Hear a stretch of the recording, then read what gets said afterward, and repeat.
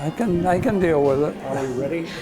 Well, as ever I am, yeah. Make it up as I go along, Keith.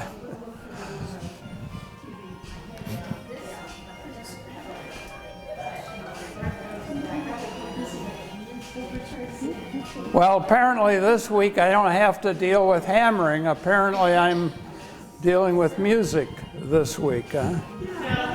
I think I'd prefer hammering. Hello. Hello, good morning again. We just did. Oh, it's on low.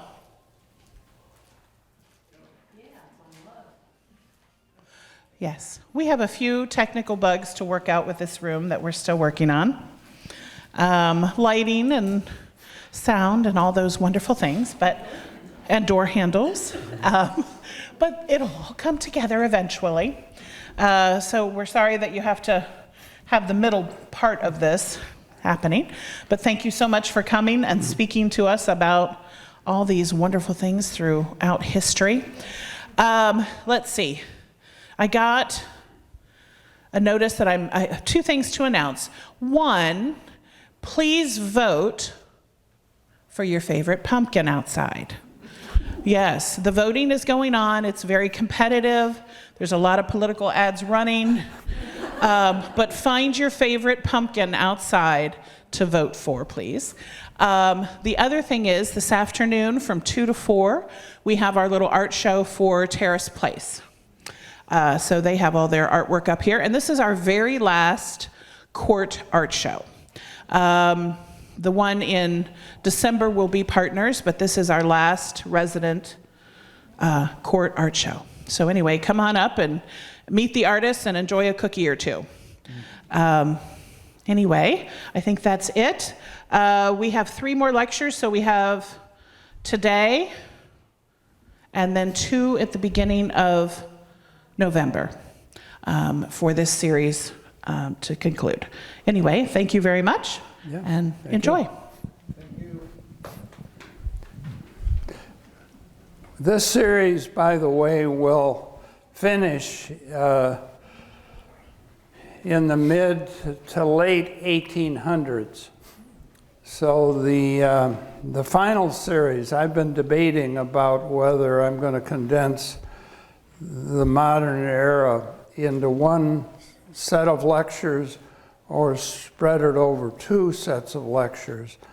But possibly we'll finish off this whole series in the spring, possibly, depending on whether I extend the modern period. And let me just mention that's an issue that I hope you start to notice.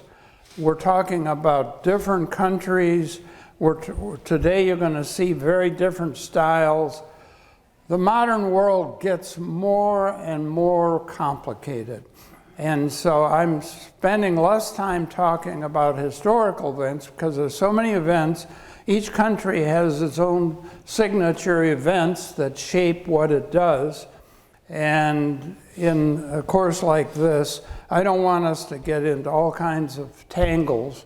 I'm going to talk about a couple ideas that are associated with the period we're talking about today that have shaped the art. And from now on, I'm going to basically just be talking almost exclusively about ideas that shape art rather than historical events, just because history is getting too complicated for us to really deal with. Let's start with our title today. It's called Rococo Art. In fact, that title is somewhat questionable. Some people think there's no such thing as Rococo art. It's simply late Baroque. Or then other people say, no, it really exists, but only exists in France and Austria. And I'm going to start our lecture today with showing you how these national differences really shape the way art is made. We're going to start the lecture today looking at 2 churches. and they really couldn't be much different from each other. Let's start with the first one.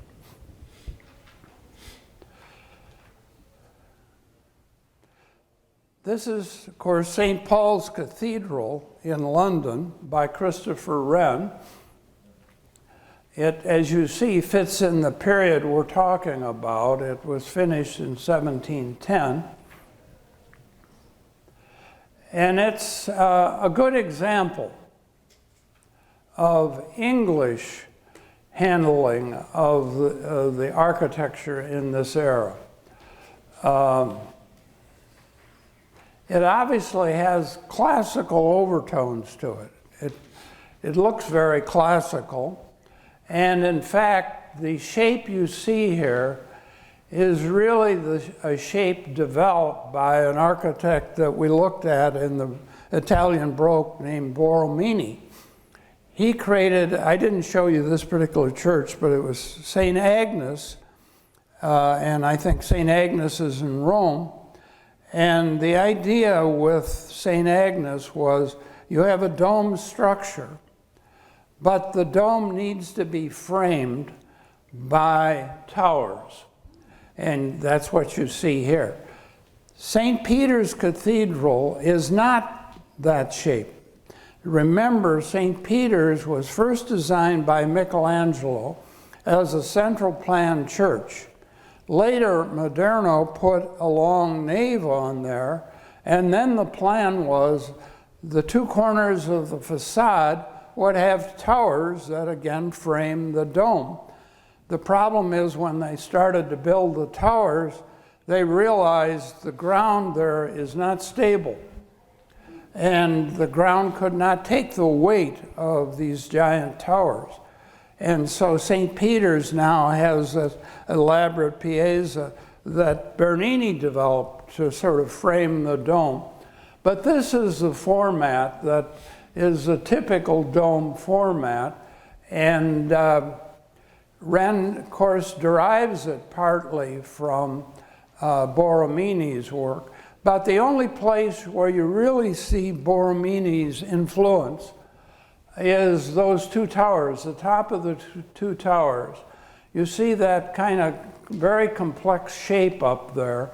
That's really not a classical shape. That's really derived from this in and out push and pull quality that I talked about when we looked at Borromini's architecture. But the rest of the building, as you can see, is done in this very clear, linear, geometric, classic style. You know, you can see the date of it. By the way, it's called the New St. Paul's because there was a St. Paul's there that went burnt up in the London fire. And so Christopher Wren then replaced it with this. This church is really the English National Cathedral. That's essentially the way all the English think about St. Paul's in London. But in any case, you'll notice, although it's clearly classical in format, notice the way he handles the facade. You notice that you've got multiple columns there, double columns, but then you've got a deep inset area there. So you notice how you're getting a really dramatic dark and light there. And that dramatic dark and light seems to be consistent throughout most of Baroque. So you notice the towers reflect light, and so you get that light appearance there. But the entranceway, you get that dark quality, and that helps us identify it as in the Baroque era. Typically, the classical architects did not shape their buildings quite that way. So it's all these classical elements put together for new needs and in a new format. Now, to give you something completely different, let's look at the next one, Jana.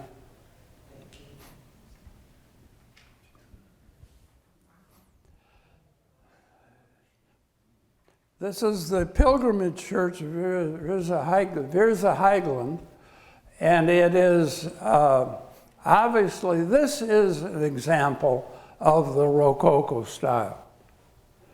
And I learned that this church was located in Austria. Apparently, borders are shifting or have shifted, and it's now actually located in southern Germany. But the word Rococo, as I say, it's a questionable term, and some people feel like it's an unnecessary term. We should just be talking about late Baroque. But in any case, it means a pebble, some sort of a regular pebble shape. That's really where the word comes from. Now you can see basically what you've got here. And by the way, the exterior of this church is a plain white exterior. You would never guess this kind of interior is in this building. The outside is much plainer than St. Paul's Cathedral. But you can see how the style is totally different from what we just saw. This is the Rococo style. To help you ground it, it's the spatial complexity that we saw with Borromini, sort of turning the building into a piece of sculpture. But where this building differs from Borromini's work is that if you remember from the Borromini's examples I showed you, they were spatially complex, but they were just plain white interiors. Now we get the whole interior encrusted with sculpture and painting. And remember, one of the themes we started when we started to talk about Baroque art was this whole operatic idea. Opera is a synthesis art form. It involves all art forms pretty much. And that's essentially what happens here. You've got all this elaborate sculptural format in the altar area. You've got all the painting visible in the ceiling. And of course, the idea is it creates a kind of heavenly vision. And again, you can see there's a theme here that is in a background theme in Baroque art. Look at how bright and light this space is. The light is really one of the most expressive features of this space. All the curvature sort of looks like it's buoyant, it's inflated with all of that light. Baroque art plays with light in all kinds of dramatic ways. And this is a much sort of softer, brighter version of that Baroque interest in light. Obviously, because they're interested in actual light, there are no stained glass windows here, as we found in the Gothic cathedrals. These are just clear glazed surfaces. But anyway, that shows you this contrast between St. Paul's and this particular church. And by the way, if you want to remember it, it's really called the Church of the 14 Saints. Who can remember this name? Lichtenfeld, Wiesenhilgen. But it means the Church of the 14 Saints. Who are the 14 saints are, I have no idea. Notice this is done after St. Paul's, but the big issue is not so much time as location. Now, can we see the next one?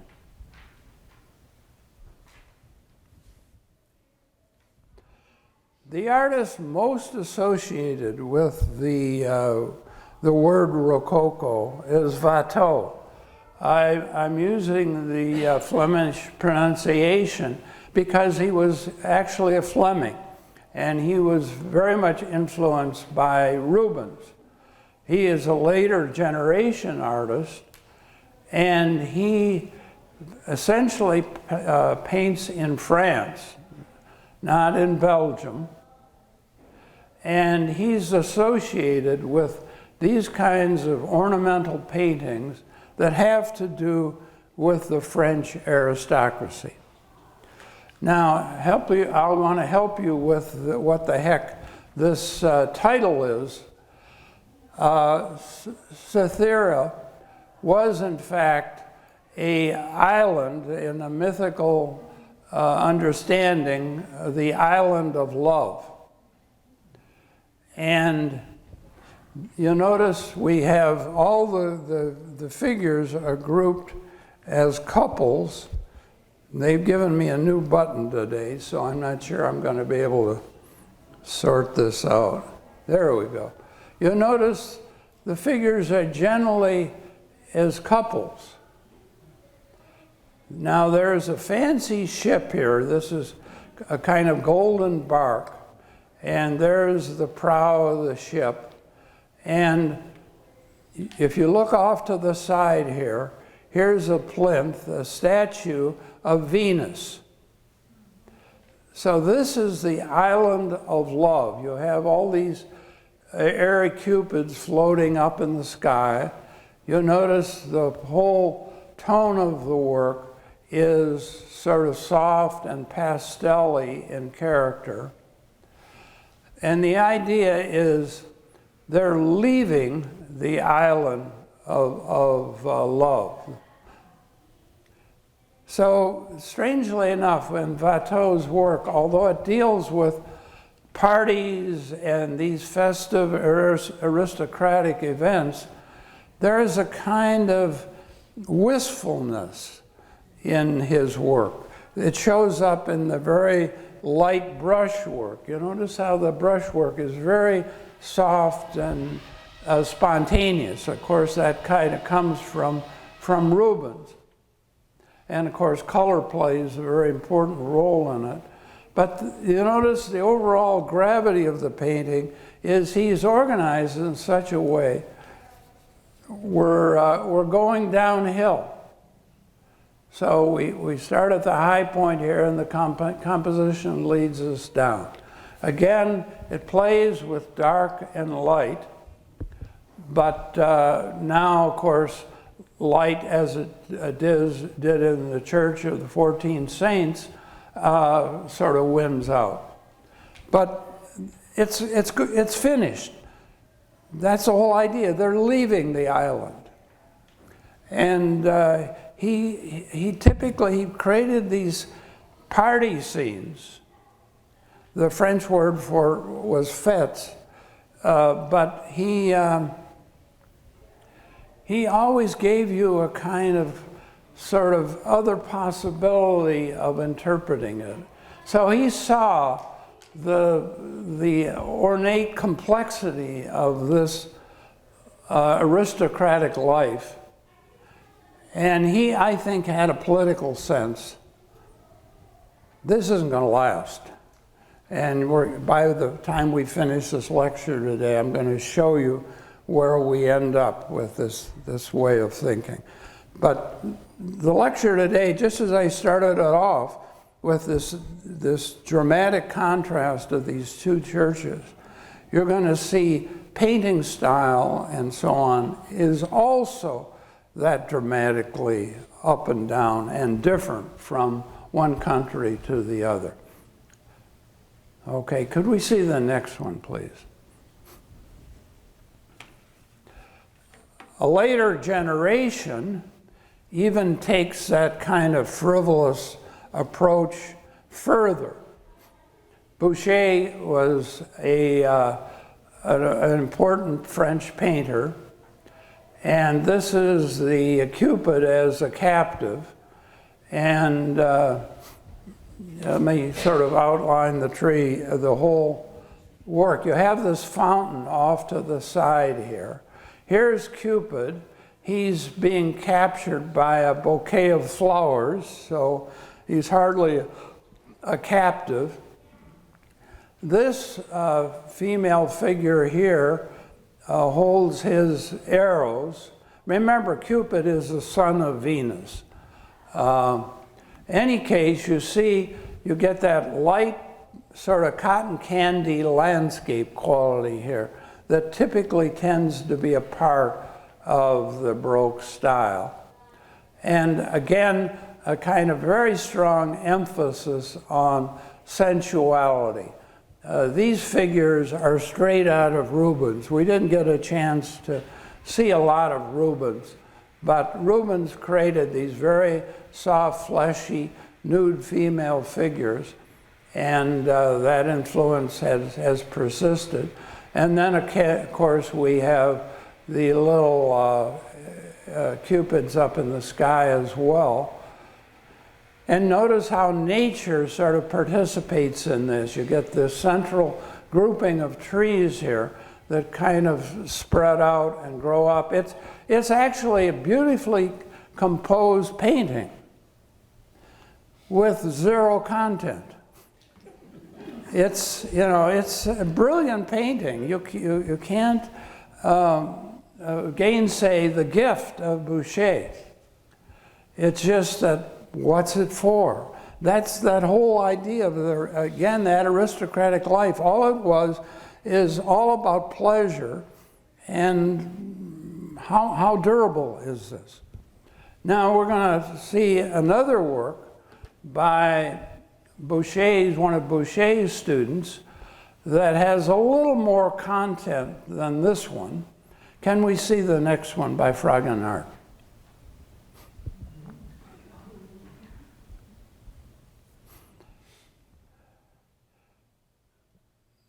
If you look carefully at this painting, there's a surprising complex content in it, even though it's obviously done in that same frivolous style. Of course, it's called a swing, and what's happening here is you have this figure in the background. He's dressed like a pastor. He's an older figure who's kind of clueless as to what's going on, but he's swinging this young woman. There, of course, in this bucolic landscape, which looks like it's painted with cotton candy, and she's swinging up in the sky. You'll notice her boyfriend here is in this strategic spot, as he can look under her dress as she kicks up her shoe, and you'll notice she kicks her shoe towards this figure. Here again we've got a Cupid in the scene, but this Cupid is holding his finger to his mouth, like he's sort of suggesting this is indiscreet, this shouldn't be done. And again, you see that soft, airy landscape. The clothes, of course, are elaborate, expensive. Everything about it speaks to this aristocratic life that has very little in the way of substantial structure to it.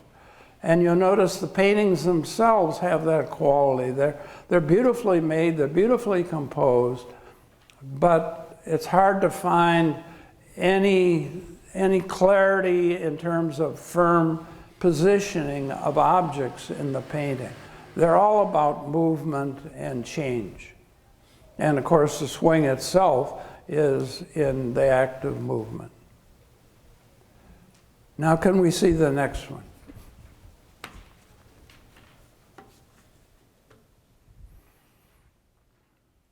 This is obviously a very different type painting. And this painting by Greuze, called The Village Bride, represents a French style which is in reaction to that Rococo style we just looked at. Now, in order to understand this painting, you want to understand a little bit about what's going on in France at this time. We have a couple intellectuals who shape French culture and French life. One of them is named Rousseau, and the other is named Voltaire. Between those two, they create what we call the French Enlightenment, a kind of furtherance of a new way of thinking about the world, which essentially is almost doesn't directly compete or directly attack, but basically ignores the church. Basically doesn't spend a lot of time dealing with religious ideas and religious themes. Now, Voltaire is one of these two intellectuals who's the one who is most in support of science and technology, clear order, clear mechanical things, objects that are tangible, visible, measurable. That's what science does. And life should be ordered in the same way that science discovers the origins of life and the order of life. Rousseau, however, his influence here has to do with nature. He's sick of this complex artificiality of this French Rococo culture, and he wants us to get back to basics, really natural, basic, simple things. And so he wants art to represent simple, clear lives and simple morality. And that's what this painting is about. It's called the Village Bride. So you're actually seeing a wedding ceremony here. Here is the clerk who's recording the event. Here is the father who's welcoming the son. Notice the son holds a bag in his hand. That's the dowry for the bride. This is of course the groom. Here is the bride. Here is her younger sister, who kind of is empathizing with the happiness of this moment. Here is the mother who's holding her arm, her hand. These are probably younger siblings here. And here's probably what appears to be an older sister who might be a little jealous that her younger sister is getting married before her. So it's a kind of little family drama presented to us. But it's ordinary village people. It's nothing to do with this grand aristocracy. And of course, to increase the sense of that, we have chickens and chicks and so on as a part of the painting. And the whole composition creates a kind of, if you look carefully at that composition, you notice it creates a kind of amphitheater. It's Baroque drama, but it's Baroque drama now brought down to earth. Notice the environment is a simple home, and just everything about it is meant to create a kind of idea of morality, of what's good and what's stable and what's right. And obviously that puts it in contrast to the Rococo style. Keep in mind the French Revolution happened a little after this painting was made. So these kinds of forces are happening in France. Now can we see the next one?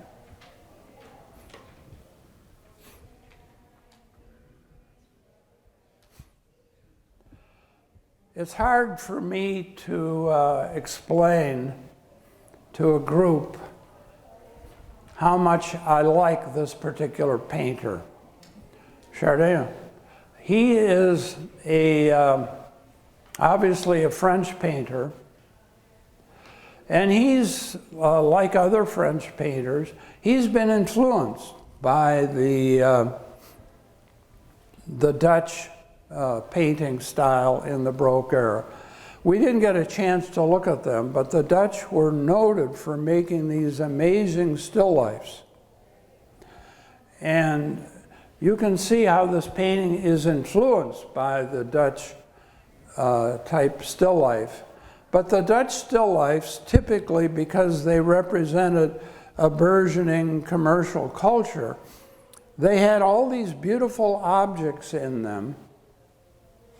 And at the same time, they, strangely enough, told a story. You don't think of still lifes as being able to tell a human story.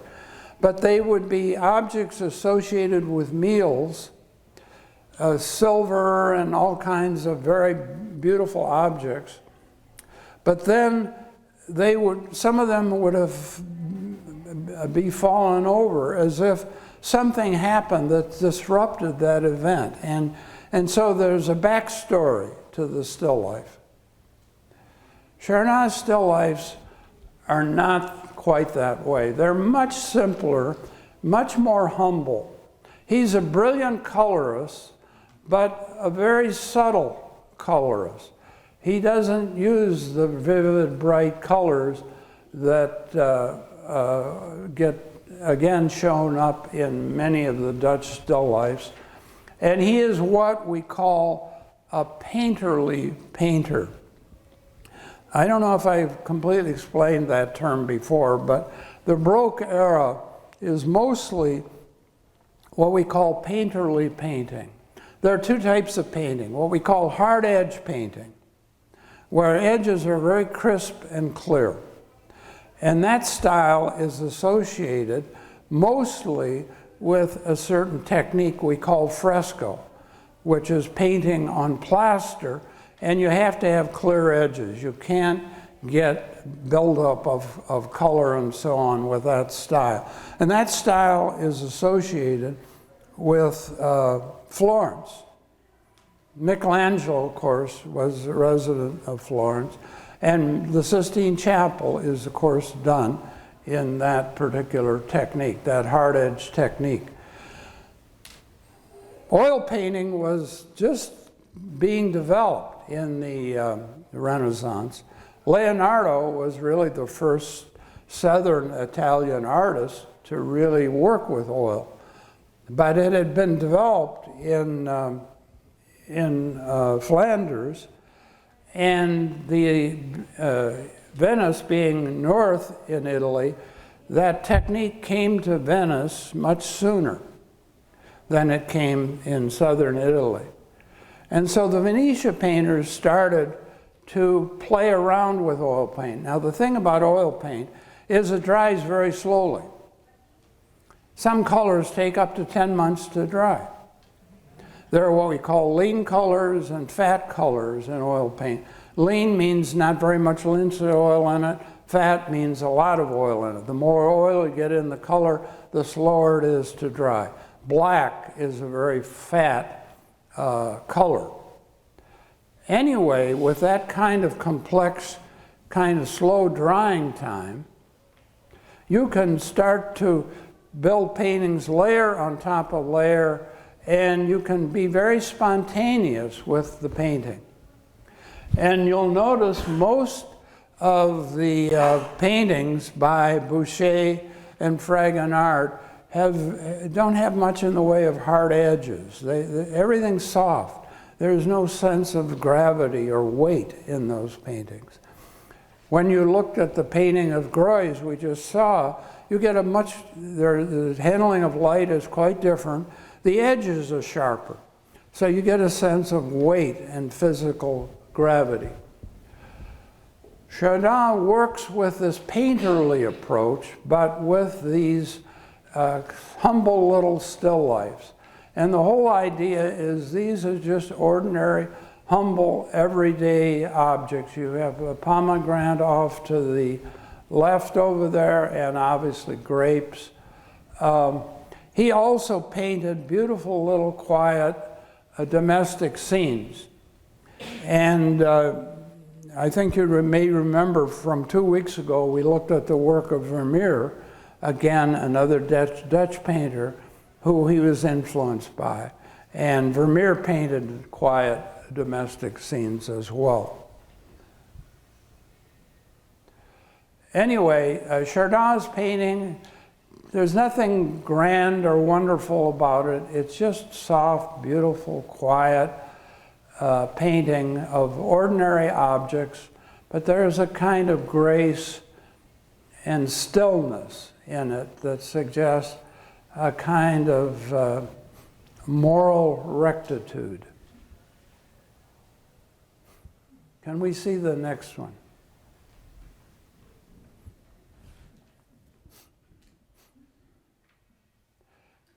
We started this lecture with England,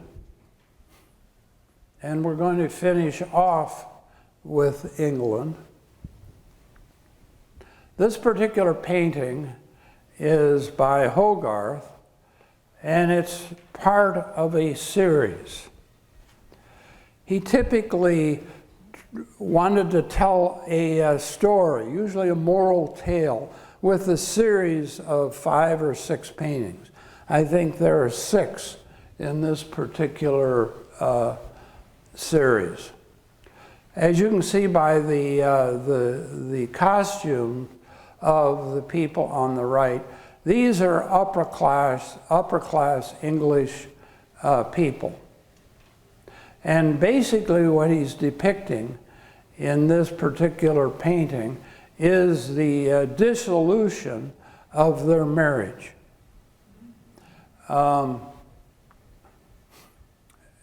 The figure to the left is their servant who's responsible for paying bills. And you notice he is looking up to heaven, and he has this exaggerated expression on his face.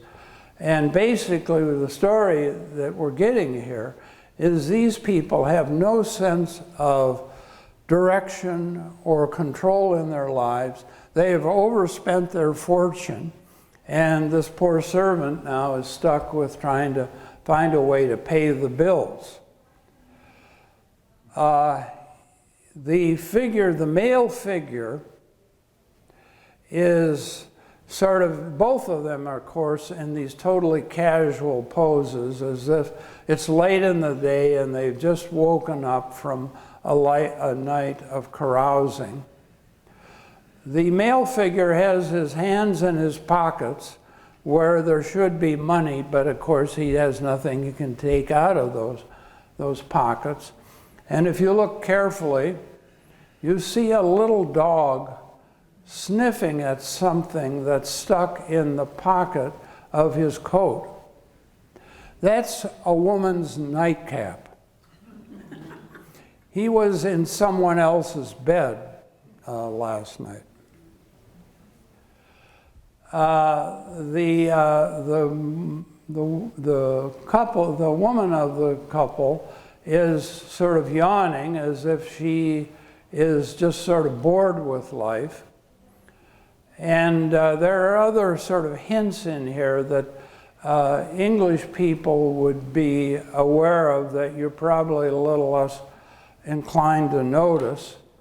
For instance, you'll notice there are a bunch of paintings here in this other room. They obviously are very wealthy. They live in this grand home, and you have a series of paintings here. But you'll notice the last painting there has a drape over it. And you'll just see a little bit of a naked foot there, sticking out from the edge of that. Well, these other paintings supposedly have a religious character, but it was part of the lifestyle of the very wealthy to have erotic paintings as well, that they typically would cover with a drape, such as you see there. And you would only, if you pull that curtain, you'd only be able to look at that erotic painting.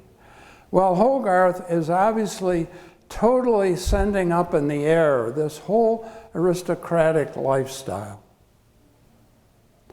And what basically this represents, of course, as I've said, he's English, is countries that have a parliament or some governance system that is more egalitarian.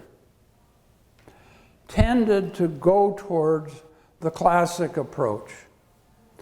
You've seen that in St. Paul's. And that's partly because of the fact that the classics were the place where democracy was developed. The word demos is a Greek word, and it means people. Democracy, the word itself, was developed in Athens, Greece, and it means governance of the people. Well, the English still had a king. Of course, they still have a king, but not a very powerful king. The dominant political force is the parliament. And so countries that have that kind of approach tend to work with more austere styles. And countries that have a more authoritarian approach tend to work with a much more complex, painterly, ornate style. Think of Versailles Palace. I don't know how many of you have been there. Marilyn and I have been there. It's an amazing place. Marilyn was gardener, and we were both disappointed. The gardens at Versailles are not very well tended at all. I don't know if you've been there to see them, but it's an amazing place. But it represents the whole French aristocracy. And that, again, it's in a Baroque type approach. Basically, these ideas of order and democracy and structure get into the visual arts in a way that just ordinary historical events don't. Now, I think that's the last of our paintings, and I want to leave a little time here for questions. We actually went through a little faster today, so I have a little more time for questions. Can I help anyone? Yes? The guy in the back by the paintings, is he the normal run-of-the-mill person? I'm not sure who that particular figure is. I'm just guessing the way he's dressed. He's another servant. And it looks like, you notice he's got his hand to his hair, which might also be a wig, but he looks exasperated. And again, it's the same kind of pose you get with the other servant who is dealing with the bills. And you'll notice the tipped over chair, and I think that's a violin case that's on top of the chair. And just the very fact that you get these objects on the floor suggests a kind of disarray. You have it not only in the foreground, but even in the background, you get some of that. The whole thing, again, you notice he's leaning on this chair, and this chair looks like it's about to go over as well. So the whole scene creates a kind of instability. And it's the way the moral instability of this environment is represented by spatial instability as well. Any other questions I can help you with? Could you talk more about what makes a painterly painter? Painterly painting normally is done rapidly. Fresco is a very, very slow technique because you're painting on wet plaster that's only a 1/16 of an inch thick, and if you make a mistake, you have to chip it away and start all over again. With oil painting, you can just cover it up or scrape it away and just keep going. So you don't have to worry so much about mistakes. And the act of painting can be much more spontaneous. Now, something I need to mention, however, that most modern people don't think about when they think about oil painting. You're used to seeing paint coming in tubes. That only happened in the mid-1800s. Paint before this time has to be mixed by the artist or the artist's assistant. So they simply, an artist studio would almost look like a chemist shop. You would have all these powders, for instance, lapis lazuli, which is a semi-precious blue stone, is the basis of a bright blue color. You grind that up, and so it's a powder form. And then when you create painting, there are three components of any type of painting. You have the pigment, whatever makes the color, and that's normally a dry powder. Then you also have what we call the carrier, which is some sort of liquid that allows you to take that dry powder and carry it or move it to a flat surface. And the third element you need is what we call a binder. That paint has eventually got to dry and harden up on that support. The surface you paint on is called its support. And in oil painting, that carrier is oil. As I say, it dries very slowly. We were just talking before this lecture started about watercolor. Watercolor, your carrier is water, and the binder is what we call gum arabic, which is a kind of highly refined wallpaper paste. And so watercolor dries very, very quickly. It's one of the most spontaneous painting form. Painterly painters like oil and watercolor because they can be spontaneous with what they do, especially oil, more than watercolor. And the thing about watercolor is because of the liquid nature of the carrier, you can play with the running of the carrier as a part of the painting process. So that allows for a painterly approach to painting as well. But anyway, painterly painters tend to work with what we would call more sensual subjects. Rubens would be a good example of that. Titian, another example of this. Giorgione, another example. Giorgione was Titian's teacher. It's from Giorgione to Titian, the whole idea of the reclining female nude, which ends up in Manet's Olympia, which we'll get to next spring, I think it is. You get that development in painterly painters because it's the whole idea is sort of beauty in a sensual way. Content varies with them.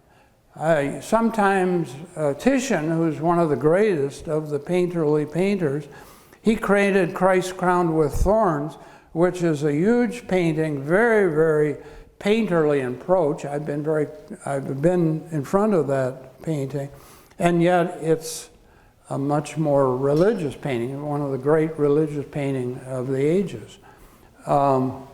Anyway, that style was developed up in Venice, and it also, up in Venice, they created more what we would call poetic paintings, paintings that didn't have an obvious meaning. Philosophy was dominant in Florence. Remember, the Medici had a whole kind of family gathering of artists and philosophers. Michelangelo was a part of that grouping. And philosophy dominated their way of thinking. The Venetians just were much more relaxed than that. They were much gentler about the subject matter. And in fact, I showed you 2 weeks ago one of the Venetian painters, Bellini. I showed you his Ecstasy of St. Francis. And again, that was a kind of poetic painting. So those styles are sort of related to temperament, political environment, and nationality. Yeah, any other questions I can help you with?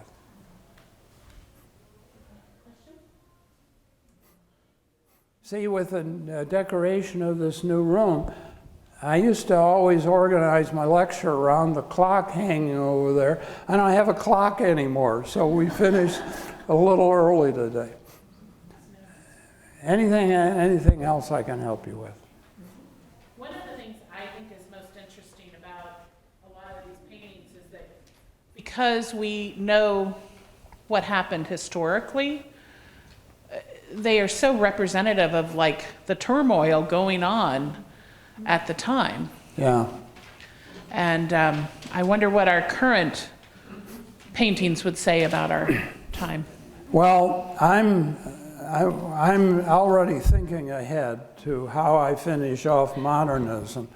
And being an artist myself, I have to confess that mostly what's going on in the last 20 years, even though my work is what's typically called mid-century modernism, what I do is not at all like what's happening today. The most distinctive thing I would say as I'm starting to think about what's going on today is images and film dominate our lives. And so slow, careful analysis, like we've been doing with some of this art, is foreign to the modern mind. We're flooded with images. We see ways too many of them to be able to spend this kind of time looking at them and talking about them. And so to compete with that kind of rapid developing culture, art forms tend to be much less stable, much less durable. And I think the perfect metaphor for what's going on in the art world today, we just saw in town here, Blink. It's meant to be a huge, impressive event. It's about, big enough to be able to compete with other media that are drawing for our attention. But I think that someone, whoever it was who developed that name for it, really got it. Blink is an instantaneous kind of thing. And if I were to talk about what's going on in the last 20, 30 years in the visual arts, is that we have gone through most of the pictorial developments that we had to move away from Renaissance style and start to analyze what is a two-dimensional image and how do we create one. That whole approach sort of culminated mostly with Jackson Pollock's drip paintings. And that whole modern idea has sort of run out of gas. We've done it all. We figured out how two-dimensional images are organized, how they're created. The thing that's new for us is the media itself. Now with AI, who knows? I mean, what kind of an artist can compete with AI? Our nephew, who's really sharp on this kind of stuff, he's investigating AI, and some time ago he sent some images to us. And all he has to do is talk to his computer, and that image comes to you. And he told his computer to have a bulldog driving a Porsche. And sure enough, we got a photograph on our computer of a bulldog driving a Porsche. And we're talking about a different world. And I have to admit, I'm not judging that world so much as I'm simply saying it's a different world. It's not my world anymore. What I'm trying to show you is reflective looking, reflective seeing. And seeing that has ideas and concepts behind it. And that world is changing. And I'm as confused by it as you are. Yes? Wait a minute, Janet's probably got to give me you talk about changing. I'm looking at that picture, and it's made with oils and has lasted for the last 400 years, 300 some odd years. Then you talk about AIs and sending pictures on the computer. How is that going to affect how we look at the pictures from the old days? Or Well, the problem... will they last? Yeah, I think it's shaped all of us. Now, I hesitate to say what I'm about to say, but I have to tell you guys, when I started this series, I started with an image by Titian, Christ Crowned with Thorns. And I've used that image in college classes. This very generation that lives in this fast moving kind of world. And I've been able to get them to really get to the depths of that painting by asking them pointed questions about it. I figured that'd be a piece of cake with you guys because you're older generation, you're used to slowing down. And I could not get you guys to break that painting down enough to get at the meaning. For instance, what people completely missed is Christ is seated and he's surrounded by all these guys. No one noticed that or at least they didn't say it, he was seated. And the other thing that's obvious in the painting is if he stood up, he'd be at least a foot or 2 feet taller than all the other guys in the painting. So that's the way Titian represents the idea. This is a king.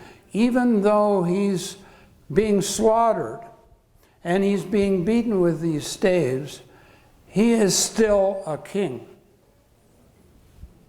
This group didn't get that. And the younger generation did. So what I've got to tell you, I used to be very frustrated with my colleagues at the university. Most of them, of course, were younger than me. In fact, I was the oldest person. I didn't end up finally retiring until I was 75, even though I had retired 10 years earlier. And I found 30, 40 years old complaining how superficial our college students were. And I would get angry at them. I'd say, listen, yeah, you say that, but I work with those same kids you work with. And there's some decent qualities in these kids that it doesn't make a lot of sense because they've lived in a much more complex, fragmented world than we grew up in. But there's decency in them. And they are capable of greater depth than we give them credit for. I'm going to close up with a final example here. As I say, I have a hard time knowing how to finish this whole series off in modern art. And one of the things I might do is show you a video that was done by one of my ex-students. Jana and I looked at it a couple weeks ago. His name is Tim Hawkinson. He's one of the most prominent artists in America today. In fact, some years ago, he had a show in New York, and the art critics in New York determined that it was the best show in that whole year in New York. And New York, of course, is the art capital of the world. And anyway, showing you that thing, he works with transitory materials. He makes huge constructions. In fact, the thing finishes off with this giant hall that looks like about as long as a football field. And he's supposed to fill that up with one of his constructions. And he does. And it's an amazing structure. And I noticed when Jana and I were looking at it, there was this giant piece of visqueen plastic with black dots on it. And I said to Jana, you know, that looks like an old piano player roll. And in fact, some strange sounds were coming from this giant construction. And then they interviewed Tim. And he said those sounds are the basis of old Swedish hymns that he learned as a young kid. And by the way, the school that I taught him at was Swedish in its origins. And so there's a kind of complexity and depth in some of these things that our generation, just because they don't fit in the format that we're used to looking in this class, we can overlook. Well, it's past time now. Have a good lunch.